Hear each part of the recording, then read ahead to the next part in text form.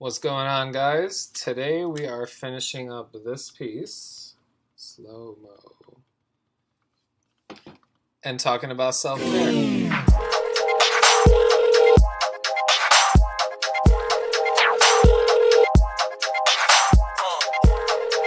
Record your message after the tone. Y'all can pick up. I'm gonna hit you as soon as I leave the studio. So this is the self-care episode for more reasons than one. Those watching on YouTube get to see me wrap up this illustration titled Self-Care, which I've been working on at my own pace for the past few months. Those following on Instagram have, seen the progress from the early days till today, or I'll probably put a pic out before I drop this video. This piece is by far one of the most significant personal pieces of mine to date. I started it around September 2018, which is about 3 to 4 months ago, and it was at a time where I was kind of letting social media and doubt affect how I felt about where I stand as an artist, which I'm sure is something that a lot of us artists do on a regular. I started asking myself, a lot of questions like, is art even therapeutic anymore? If I'm constantly thinking about whether it will make a good post for Instagram, am I doing it for true personal expression, or am I creating something I believe will get more likes based on what I see, other artists with higher engagement doing? Am I pushing myself to a level of anything great, or am I being consumed by the internet? Is Instagram an illusion, or do people really produce as much work as they do? Do I need a break? Should I take a break? Can I afford to take a break? Did the greats take a break? Am I ruining my chances of making it as an artist by taking a break? These are questions that were just running through my head at that time, and they were definitely stressing me out. And I mean, judging from all those questions that I've been spiraling at you guys, or sharing with you guys, it's probably safe to assume that at that point I definitely needed a break, to reset and clear my mind. And what I did was simple, but not that simple, I guess. I decided I was gonna check, my screen time of how much time I was spending on Instagram a day, and it was embarrassingly high. I'm sure if most of us did that, we'd be like, oh wow. So with that said, I set an Instagram screen limit for the day of no longer than 50 minutes, and I stuck to it for a while. I also took a break from art. So not only did I take a break from social media, but I took a break from art just to also help my creativity reset. I got back into playing video games during this period, and it helped clear my head a lot. At the time, the new Spider-Man game had just come out, so nothing like swinging through Manhattan, web swinging to be exact, to clear your head. I'd say it's a very, very great way to recharge. Highly recommend it.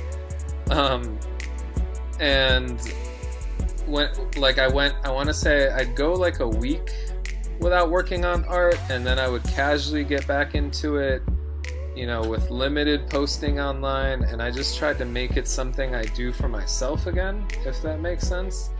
Because that's what it always was, in junior high, when I would come home from school at 3 p.m. and sketch Final Fantasy characters for hours on, my parents' dinner table, and until bed. And this was right when I'd come home from school, and just for the remainder of the night, that's all I was doing for days, hours, whatever. And I was doing it for myself. I wasn't showing it to anybody. I have a secret for the young viewers.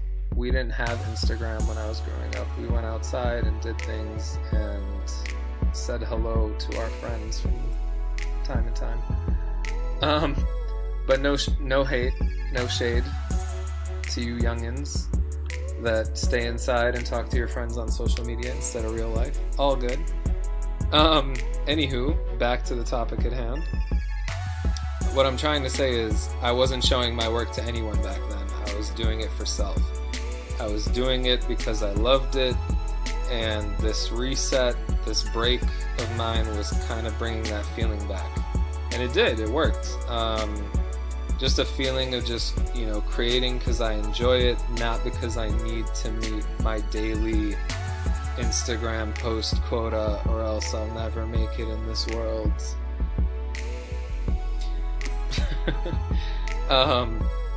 And during this break I started answering a lot of the questions that I shot off at you guys and that I had been asking myself, and I'd say I learned a lot about myself.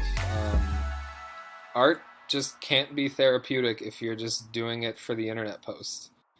You gotta do it because you love it, and then if a post comes out of that, great. You're not pushing your creativity or your expression to any new levels if you're just making things that you think others will double tap. It's okay to be inspired by things you see on Instagram or anywhere, but you can't let like an image of, say, a sunflower with 3,000 likes get you thinking, oh, you know what my art needs?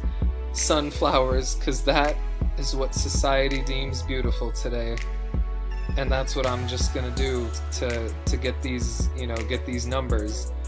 That's not helping you. It isn't helping you grow or anything. I think the greatest of innovators created things people didn't know or expect to like and or enjoy. You gotta keep pushing things. You gotta keep trying new things. I know with this piece I was experimenting a lot with like my color blending, just like different palettes and like mixing in dark colors that I thought were no-nos with certain light colors and seeing what happens, and just being kind of fearless with it. But yeah, I'm here to tell you that Instagram and social media in general is definitely an illusion. There's people who work as artists full time. Lucky them. I wish I was one of them. I can't wait to be one of them. Let's be hopeful. And they're able to produce as much work as they post every day. But the reality is most people are not full-time artists. So if you see your fave artists posting 4 times a day, it's safe to assume that these are posts or videos from the past week. And I'd say that's a theory of mine, but to prove this theory, that's exactly what I'm doing.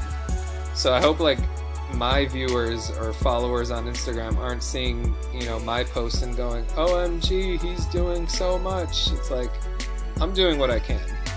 I have a 9-to-5 to support myself, and I've set up a schedule for myself that allows me to record my sessions, as I work on art for 1 to 3 hours or so a night. I then, take screenshots from these recordings to post on Instagram throughout the week. And then on the weekends, I edit the videos for YouTube and so on. So essentially, I'm constantly posting things from the past, like either 1 day later, 2 days later, or like a week later. And, before I used to think I needed to be creating new work as much as possible in order to maintain daily posting, and it was draining, it was exhausting, and I feel like the quality of the pieces aren't at the same level when you're like trying to crank through or, just to rush through it to get a finished piece post on Instagram. It's like, you don't need to do that. Like when I look at, the like sometimes I'd have challenges for myself, like I'm gonna do a mini drawing a day. And it's like, oh, it's a mini drawing, but you could still spend time on a mini drawing. But if you need to put it out that night, you're not going to spend the same amount of time. So that's just how it is. And I think I learned that, you know, it's okay to have a lot of work in progress pics. I mean, you're documenting the journey. I'm sure Da Vinci and, you know, Michelangelo and them would have done it if they were alive now too. You have to enjoy the journey. Don't worry about the artist posting finished products within a day or two. Like, move at your own pace. It's okay. And I'm saying these things out loud because they were just the things I told myself. And, you know, the last question I had asked was whether I should or could afford to take a break, whether it was, you know, ruining my chances of making it as an artist by taking a break. And you always hear those, you know, those crazy artist success origin stories where it's like an artist went 2 years straight without going outside, and he just made art and ate ramen noodles, and somehow the rent was still paid during this period. And then he came outside finally at the end of the 2-year stint or sentence, and they did a solo show, and that solo show blew up because the story of their dedication was just so epic and incredible. And it's like, okay, those are great stories. I wish I had that story. I wish I could lock myself in a room and ignore the world for 2 years, but I just can't do that. And even, I don't know if, sometimes I wish it, and sometimes I'm like, I don't think you would want to do that. Like, life is about balance. You gotta mix the living with the creating, you know what I mean? Like, you can't just be living and not working, or working and not living. Like, there's gotta be a balance. But yeah, it's like, that's a great origin story or whatever, but it doesn't have to be yours. It doesn't have to be mine. The truth of the matter is we can't all have that same backstory. Like, Batman and Spider-Man are both, you know, great superheroes that everybody loves with very different origin stories. You gotta live your own story, you know, whatever it may be. If doing art for 3 hours a night at your own pace is what you can afford to do right now, or, you know, what your time and what your schedule allows you to do right now, then so be it. Like, don't work yourself up. Keep doing you.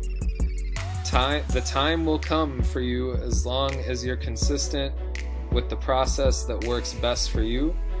And I mean, at least that's what I believe. You know, this self-care piece taught me to enjoy the journey and to be excited by it. And if my journey leads to being successful as an artist at 50, then, you know, so be it.